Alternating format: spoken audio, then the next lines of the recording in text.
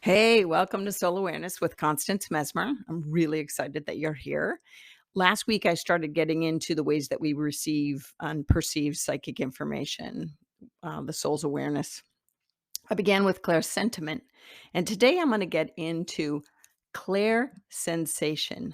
Now, I split these two up specifically because to me, which I came up with the word, clairsentiment is emotional feeling, psychically emotional feeling. And clairsensation is when you have a psychic feeling that's a physical feeling.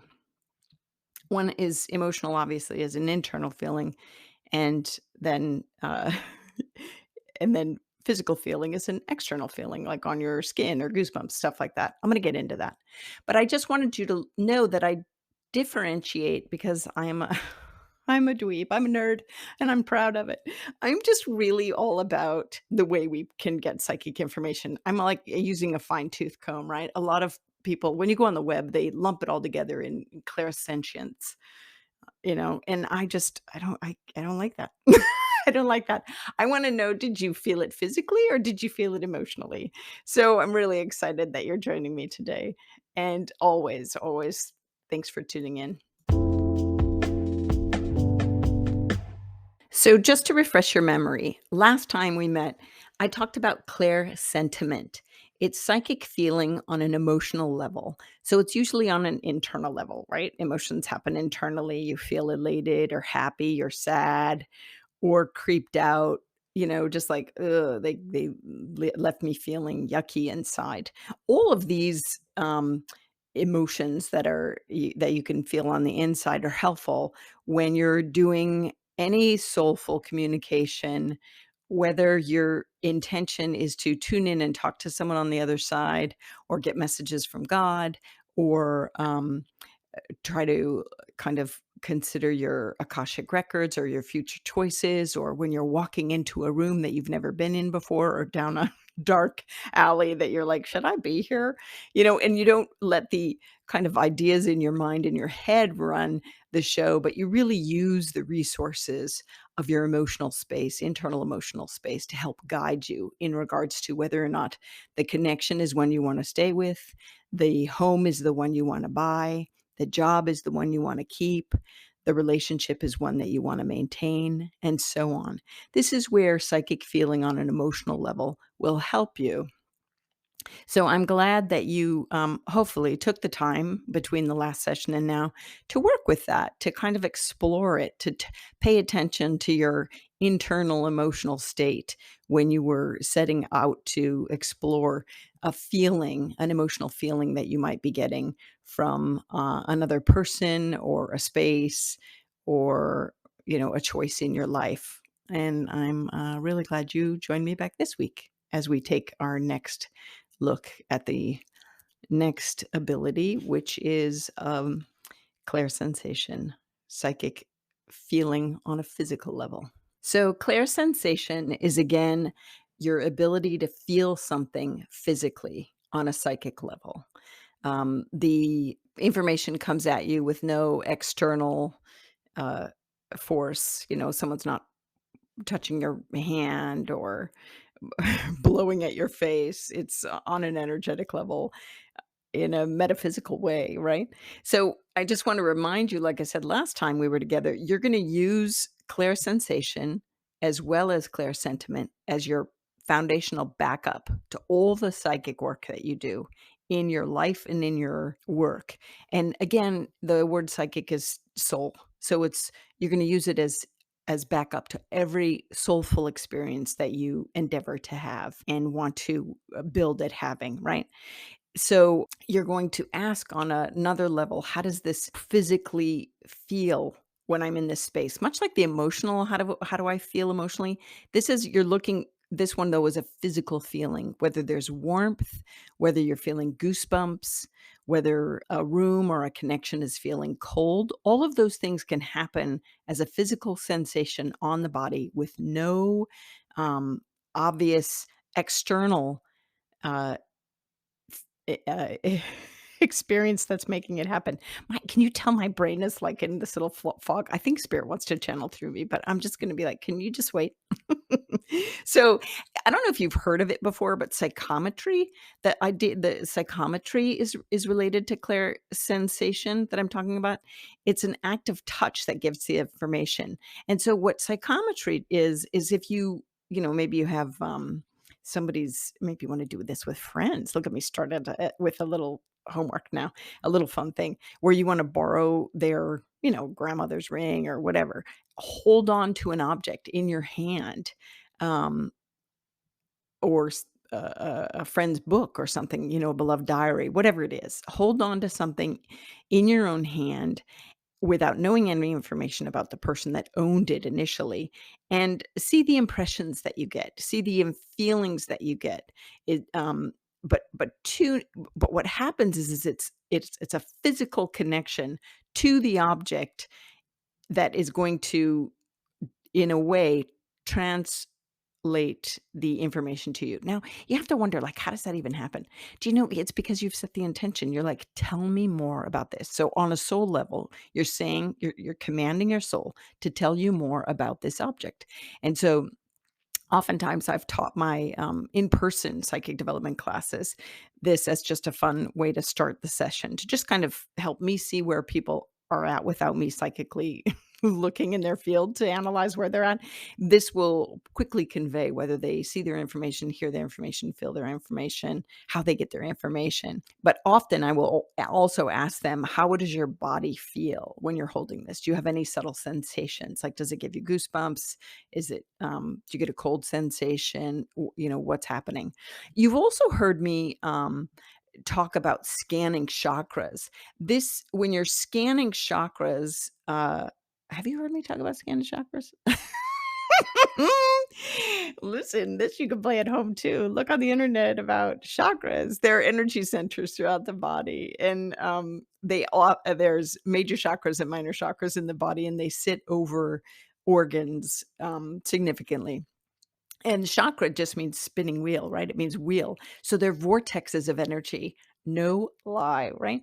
And they spin, and you can have a friend or a loved one lay flat on a bed or something, and you can take your hand and, put your fingers together so that you feel over the chakras. Start from way up high above their body and then come slowly down low to see if you can feel the chakra. Go off their body with your hand, put your palm of your hand parallel to their body. And is it parallel the right word? Funny. Yes, your hand flat is parallel to their body flat. Go off their body, no chakra. On their body, chakra. And see how you can feel the subtle sensation of maybe warmth or heat in your hand. So that is a fun way too. So what I'm going to do is actually have you right now put your hands together. I want you to put your hands together, and I want you to start with them close together, and then I want you palm to palm, yeah, and then I want you to slowly pull your hands apart. And I just want you to see how that feels. I want you to tune in to the subtle sensations between your hands, because there are chakras in your hands. So there's vortexes in your hands. And there's also little chakras at each of the joints, minor chakras. So you're going to feel a little bit, maybe you feel warmth, maybe you feel nothing. Be okay with it. Just your intention is to just see how far away you can spread your hands farther and farther out while still holding a sense of a feeling between. Now, if you go out as far as your hands can reach on either side, and then you slowly come in, I want you to notice if you can feel the warmth coming more profoundly the closer you get your hands together. Now, you could be saying, oh, sure, this is the heat off the body. Yes, sure it is. But you could also be going, well, what more do I feel that? What more can I feel there? And can you feel a little swirling energy? Can you feel tingling? You know, you are feeling and sensing the energy of your own being when you do that. This is similar exercise to, remember when earlier when I said, let's feel the auric field around people, where I had you step far away and then you put your hands up and palms facing towards the person, and you slowly walk towards them to see if you could feel their energy field, and then you would step back and away and ask them to imagine shrinking their energy field in like a wetsuit, and then you approach them again to see if you can notice with your hands, the sensation in your hands, that their energy field, the auric field, in fact, did shrink down closer to their body. Same thing. You were using clairsensation, physical feeling of psychic energy, soul energy, right?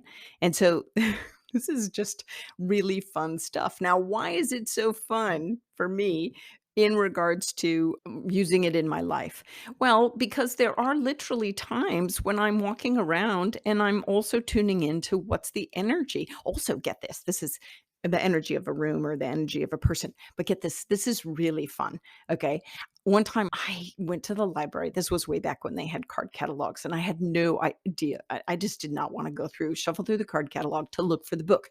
So I thought, I stepped in the doorway of the library and I said, okay, in my mind, in my head, I didn't say this out loud. I really want to find such and such book. And I'm just going to not look at the signs. I'm just going to use my body as a divining rod, right? And feel my pull where I'm getting pulled. So I was like, set the intention. I want to find this book.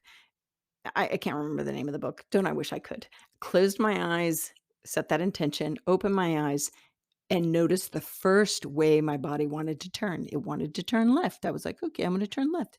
Wanted to walk forward. It was almost like a push from behind. Again, clear sensation, feeling physical. Nobody was behind me pushing. The energy was taking me, and I was caught up in the energy of the direction, right? Headed forward because I'm kind of getting pushed forward. And then I go slowly, slowly, slowly, and then all of the sudden, it was as if there was a wall in front of me and I wasn't being pushed anymore. I stopped. So then I thought, okay, now where's my body wanting to lean or turn? It that wanted to lean to the right. Listen, everybody was doing their own thing in the library, so I'm sure no one was paying attention to me. It wanted to lean to the right, so I turned to the right. And then I took 2 steps further, and all of the sudden, down by my feet, I was like, I need to drop to my feet. I went down to my feet, looked on there to the right on the shelf, and there was the book I was after. Wasn't that fabulous? You should try this. Truly, truly try this. Like when you can't find something in the house, set your intention to find it and see how it goes, right? Keep a diary. Keep a diary so that you could troubleshoot when it's accurate and inaccurate. Inaccuracies, don't be hard on yourself. You can still learn from them. Maybe you were hoping or had a greater desire, your expectations were high. Don't forget, just relaxed and also focused concentration and drop all expectation. When I when I do this in my classes locally, you know what I do? I hide an earring. You have 2 sets of earrings, right? So I have 1 earring in a bowl and I have its mate somewhere hidden in the house. This is a fun game to play when you're trying to develop your skill of clairsensation. Clairsensation is about noticing the subtle sensations on your body physical. Might be a warmth, a pull, tingling, whatnot. What I do is I hide one part of a pair of earrings around my home. And then I have students either stand in the middle of each room or the edge of the doorway and ask if the earring is in that room. If they get a pull into the room or a good feeling, I invite them to go in. Then I have them stand in the center of the room and discern which direction the earring is. Without looking with their eyes, I encourage them to follow any subtle sensation so that they can learn what sensation is speaking to them in what way. And it's always fun when they're like, oh, and then my knee got tingly, so I came over here, and oh my gosh, I found the earring. They always freak out. It's really fun. Try it yourself. Have fun. I say to the class, listen, I've got, if I have a class of 10, I'm like, here's 10 pieces of earrings in here, and I want you to go and find the other one, but I really want you to just focus in on clear sensation. I want you to notice any subtle sensations, like I just said about the library book. I want you to notice if you're feeling a pull, if your body wants to turn, if you're feeling tingling, whatever it is. Follow those sensations, because once you've set the intention, this is what I want, your soul is going to help you find it. The soul, don't forget, you know everything inside. You do have all the answers inside. Trust me. Now, sometimes we have to go beyond ourself, beyond our ego mind to get to those answers, but they are there, and this is a way to develop how you can seek them out. So there they were, grabbed the one earring that they were attracted to for whatever reason, and I set them off throughout the house. And the earrings were hidden. I said, "Listen, I'm not going to hide them in drawers. They're not going to be in closets. They're going to be in plain view, but hidden in plain view." And so one by one, they would come back to me, and it was always fun to see who was first. Listen, this was not a contest because some of them were more tricky, right? But it was fun when they would come back to me and I would say, "Okay, so how did you know?" And they said, "Well, I just had a feeling I wanted to walk into the bedroom. And I had a feeling, you know, by the trash can, my leg was tingling, my right leg. And then I looked and there it was hanging on the trash can." It was so well done. And then there were other times where they were like, "Listen, I had to do what you said because this is the instruction I gave them." And listen, I used to do this with my kids and their friends is I would say, "Okay, this is how this works. You're going to go into each room, but you're going to right outside the room, you're going to take a deep breath, breathe in, ground your energy, you set your intention. I want to find, we used to hide teddy bears or whatever. And they in my class it was let's go find the earring." And then I want you to take a step in the room and know immediately by the pull and sensation whether or not it's in there. And even though my students would hear things or just, they'd have intuition, which is claircognizance, knowing, I'm going to get into that more later in its own section. I would say, yeah, yeah, yeah, but I want you to work on clear sensation because we're exercising this muscle today. And then they would step into a room and go, it would feel cold. So they would like, "No, this doesn't feel right." And then they'd step out and then they'd try another room, take a breath before stepping into the room. And then they would step into the room and say, "How does this feel?" And they would narrow down to where they would finally find the earring if they could. If they couldn't, then I had other friends pair up and they would help them and tell them their sensations and then kind of coax out the other person's sensations. It was great fun. It was great fun with the kids. They were kind of it was really fun. One time I was really naughty though, right? My son had a friend over, Max, and Max we were out on the deck, and Max said, "I'm gonna go in and hide this because I don't think you can do it," right? Because I had them do it for a few times. He goes, "I don't think you can do it." I said, "Okay, try me, Max." And he goes in with my son, and after a while, they come back out, and Max goes, "Okay, go ahead and find it." And I looked him in the eye and I said, "It's underneath the front foyer bench." And he goes, "How do you do that?" And it was actually because I saw it in my mind's eye. I was I astral projected and I watched him. I was like, "Oh, that's where he's putting it." Isn't that naughty? I did not use clear sensation at all in that moment. That was so naughty of me. But, I think the game we were playing at that point wasn't necessarily clear sensation. It was just hide and seek, find the thing. This is great fun. I've had such a fun time with this, and I have former clients that come up to me on the street sometimes or students, and they'll say, "Hey, I found this. I found this or that," or I taught my friend how to find, or taught my child how to do the Easter egg hunt with this, just to sort of, developing it at a young age. So it's been a great time, right? Okay, so I came down the basement to find an extension cord. And there's a lot of options to choose from. And Spirit said, "Don't look with your eyes, trust your knowing." And so I was like, it's in this box. I think it's in this box. I'm getting a pull to this box. Voila. The extension cord. Thank you, thank you, thank you. Knowing we can all do this. We can all do this. First hit, first thought. And you will find what you're after in life. Woohoo! So other than finding things or lost things or hide and seek things, I use this when I want to feel the energy around people, animals, plants, or places. Do you remember when I talked to you about Glastonbury Abbey the first time I stepped into the archway and I wanted to throw up? And then I stepped back and then I stepped forward, sick to my stomach, and then I was outside. I was fine. That's the same thing. That is physical feeling, clear sensation. So that's totally what that was about.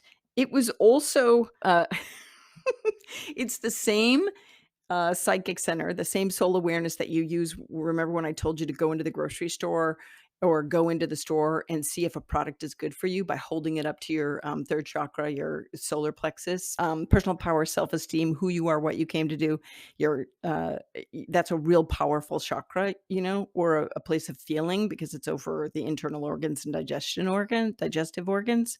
So when I was saying, hold that product up to your kind of your gut or your solar plexus, which is, a few couple inches above your navel, that is the same. You're using clairsensation to get the feeling, the physical feeling. Is this turning my stomach or does it feel like I'm strong and empowering me? You're doing this all the time if you've been kind of playing with some of my stuff. You might be also aware of this when you meet people and you're like, golly, they don't even have to talk. And you're like, oh, there's something about their energy that drags me down, or this person's exciting and I don't even know them. And it's not necessarily with how they are talking or anything, but it's just you when you're around them, you're like, "Oh, it feels good," We all maybe some of us have had those creepy people in our family that we don't wanna hang with, and then the yummy people that we do, right? Just by virtue of their energy field. So it's the same thing. You're picking it up via clair sensation. Okay, now that you've listened to me go on a little more, we're gonna do the palm to palm again. What I want you to do is hold your palms 2 to 5 inches apart, and then slowly bring them together, and then slowly bring them apart. The best thing is to put your fingertips or your fingers side by side together. Don't make a space. Don't spread your fingers out. Put them together so that you cup the energy in essence, and you could even put a small cup in your hand. Cup the palm of your hand, and just notice what you feel. And then as you move them apart, like 8 to 10 inches, slowly, slowly, slowly, and then back together again until you feel a light resistance. I'm I'm working with you to try to feel your own energy field. Now, also with that, you can hold your palms about 7 inches apart, right? So, big hand spread between them. Hold them apart. And with your right index pointer finger pointing at your left hand, so you're pointing at your left hand, your palm, with your fingertip of your pointer finger, with your fingertip a half an inch from the left hand palm, draw a circle or a square and see if you close your eyes, if you could feel that subtle sensation of that figure that you're drawing over and over. If you can feel that on your left palm. Yeah? Do you remember when you were little? Do you remember when, and you would be, playing with friends, and you'd be like, "Okay, close your eyes. Let me know when my finger is close to your nose. See if you could feel." See, and so it was this game of how close could I get to your nose with my finger, right? Or how close could I, get to your forehead with my finger? It's the same thing. It's time to play those games again.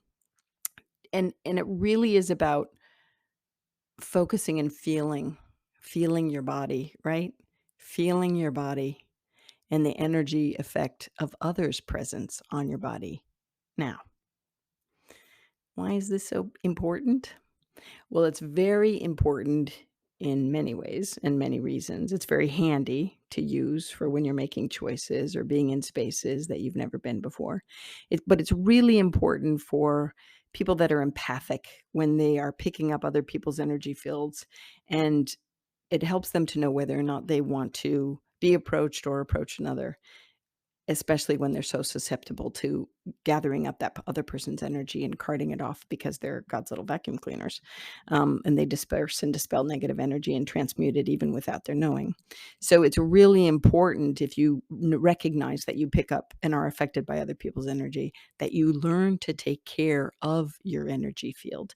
And one way to do that is to recognize when you're feeling affected by another or a thing or the news or whatever, and what you need to do to take care of that. But first of all, it's just recognizing in the moment that you're having an effect, right? So I invite you to just really pay attention, of how things make you feel. Are you feeling warmth? Do places and stories and movies give you goosebumps? Not only on the emotional content, right, of ClairSentiment, but also ClairSensation. How do they leave your body? Are you watching a movie and your body's getting all tense and you're not breathing and you're holding your muscle? It's because the content is affecting you in a rather dramatic way, and so you have to choose. Am I creating more anxiety in my body? Is this really okay in how I want to be feeding my energy field? What I really want to be having it put up with? These are questions for you to answer. The other reason why this is so important to get in touch with your own clairsensation, your ability to feel physically, your psychic space, your energy space, is because this one is you're going to use it as backup to psychic work. So, what do I mean by that? I mean, when you're searching for truth, when I finally get to having you talk to loved ones that have crossed or God or your angels, I'm going to ask you, how does the connection make you feel? Like, does it make you feel happy emotionally on the front of Claire sentiment? But also, does it make you feel, when you're with God, you're going to feel expansive. You're going to feel, it's going to not only hit you on an emotional level, but you're going to feel it in your body physically from the permeation of that divine space of hanging in the angelic realm. It feels so much different. And hanging with God feels so much different than hanging with, um, a guide, a spirit guide, uh, connecting with trees. All of these different realms of spirit are going to have a different frequency of vibration. And with that, they're going to feel differently on your physical space, even though it's an energetic connection. So to recap, clair sensation is the ability to psychically feel something on a physical level. It's when you feel or sense in or on your body a physical sensation that has occurred without anything or anyone physically touching you. Through my years of doing this work, I've learned that this form of information tends to be about a situation or about a thing. It's not about how someone or an animal is actually feeling physically.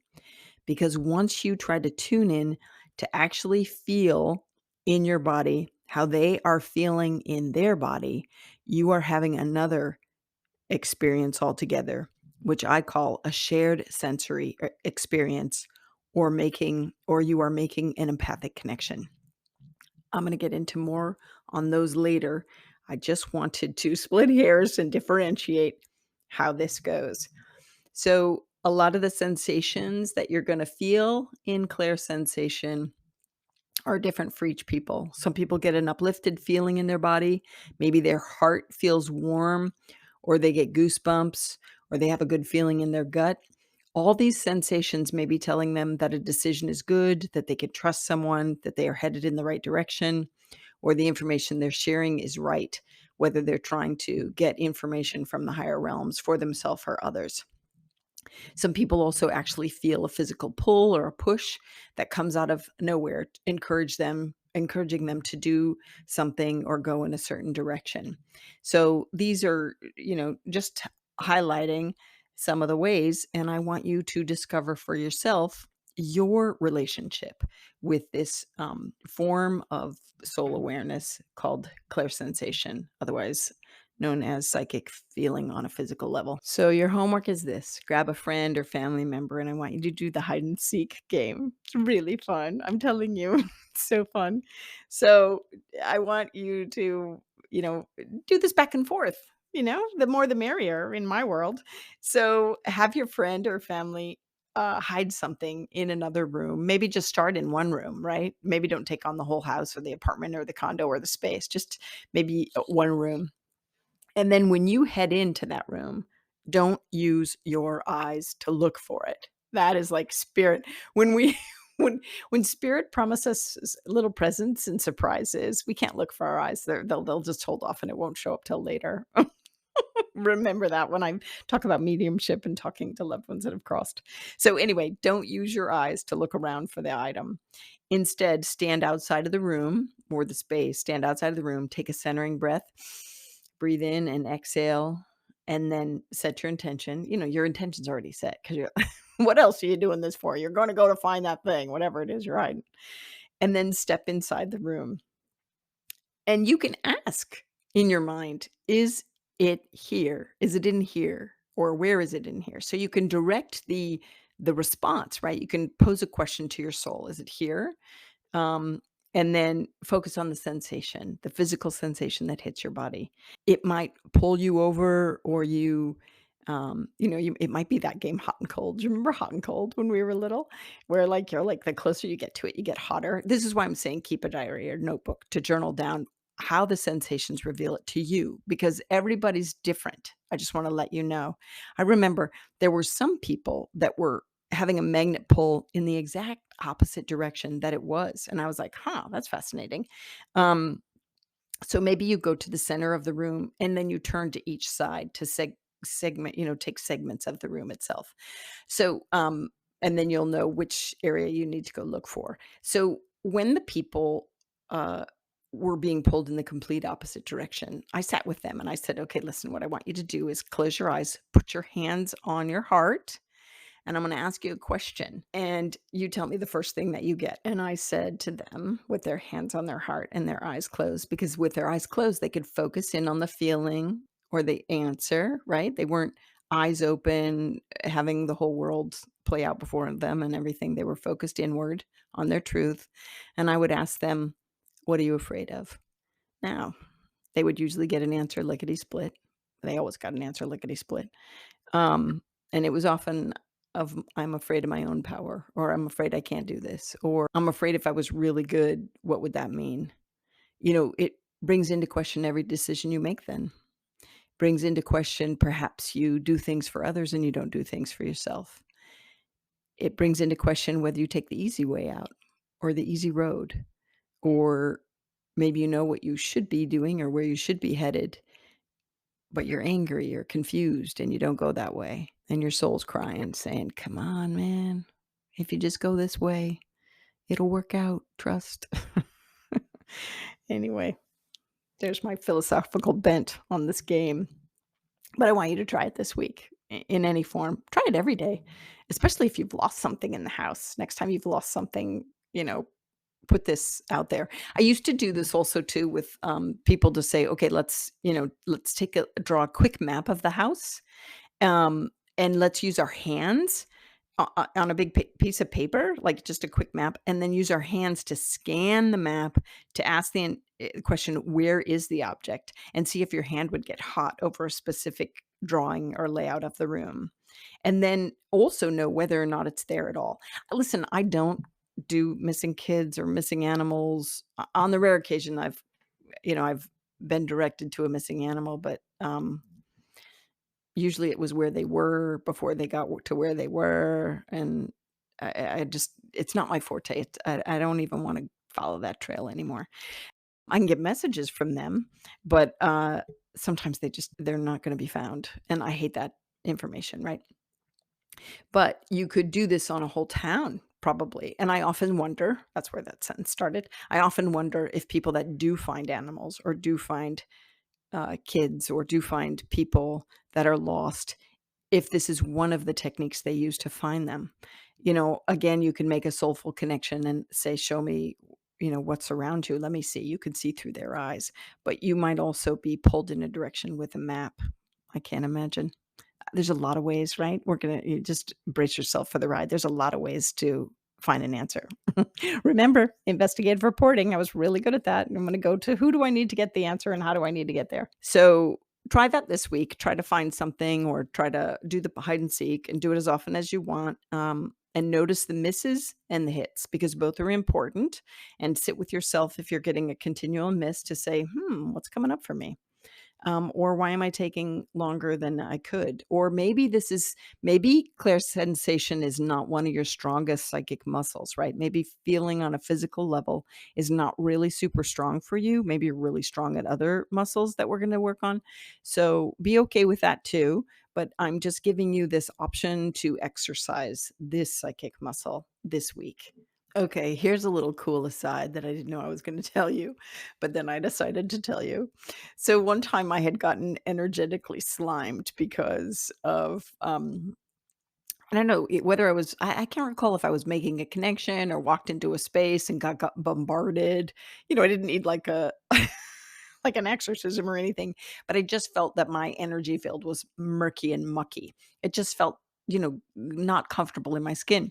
So I asked spirit, what can I do to clean this and clear this? Because I had done the thing where I call on the light, call on the light, call on the light to cleanse and clear me. But for some reason, I still felt kind of yucky in my auric field. It's the only way I can describe it. So, you know what they said? They said, take some regular vinegar, right? White vinegar, and splash it into the palms of your hand, rub your hands together, and then don't touch your body, but wipe it about few inches from your body so that you're going along your auric field. Use the vinegar to clean. People, I did this. It was remarkable. It totally cleaned my auric field. So, if you're ever feeling a little wonky and feeling like maybe you've picked up some energy on a clear sensation level and you need a little cleansing and clearing, grab the clear white vinegar, right? And give it a go. I adore you for trying, right? Thank you, thank you, thank you. You've been listening to Constance Messmer. Thanks for tuning in. Legally speaking, this podcast is presented solely for educational, spiritual, and entertainment purposes. It is not intended as a substitute for medical diagnosis, treatment, or the advice of a physician, psychotherapist, or other qualified professional. You should not use this information to diagnose or treat a health problem or condition. Always check with your doctor. Thank you. Thank you for joining us today. If you've enjoyed this episode with Constance Messmer, we'd like to encourage you to continue your spiritual journey with this next episode.